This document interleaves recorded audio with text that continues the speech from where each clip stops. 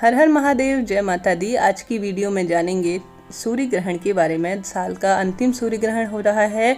ऐसे में गर्भवती महिलाएं विशेष रूप से किन सावधानियों को रखें, क्योंकि भारत में इसका असर हो ना हो परंतु राशियों पर इसका असर कहीं ना कहीं होता ही है। सूर्य और चंद्रमा जो कि प्रत्येक विश्व में एक ही है, अगर उन पर ग्रहण लगता है तो प्रत्येक मनुष्य पर इसका कुछ न कुछ असर होता है। ऐसे में जातकों को कौन सी सावधानियां रखनी आवश्यक होंगी, जैसे कि साल का सूर्य ग्रहण जो अंतिम होगा वह 4 दिसंबर 2021 को लगने जा रहा है। यह जो है पंचांग के अनुसार मार्गशीर्ष की अमावस्या तिथि को, जो शनिवार रहेगा, उस दिन लगेगा। यह सूर्य ग्रहण मैं बताना चाहूँगी वृश्चिक राशि और ज्येष्ठा नक्षत्र में लगने जा रहा है। ऐसे में वृश्चिक राशि के जातकों को कुछ खास सावधानियां बरतने की आवश्यकता है। अन्य राशियों के जातकों पर इसका कोई खास असर नहीं होगा, हल्का फुल्का असर हालांकि सारी राशियां हैं जो उन पर देखने को मिलेगा। यह सूर्य ग्रहण जो है सुबह भारत में इसका समय बताना चाहूँगी 11 बजे से शुरू होगा, लगभग यह दोपहर 3:07 पर खत्म हो जाएगा।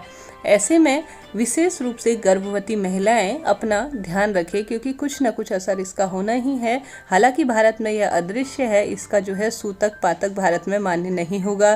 किसी तरह की पूजा पाठ में कोई रोक नहीं होगी, न ही मंदिरों के कपाट बंद होंगे।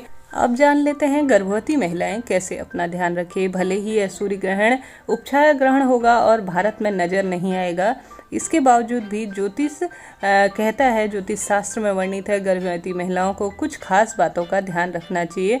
इन्हें जो है नज़रअंदाज करने की इन कार्यों को सलाह देते हैं, जैसे कि ग्रहण शुरू होने से पहले ही स्नान इत्यादि कर लेना चाहिए। ग्रहण के दौरान जितना हो सके भगवान के नामों का जाप करना चाहिए, इस बात का ध्यान रखें। विष्णु सहस्त्र नाम, संतान गोपाल मंत्र या प्रभु के कोई भी नाम का आप इस समय जितना संभव हो सके कोई धार्मिक किताब इत्यादि पढ़ें।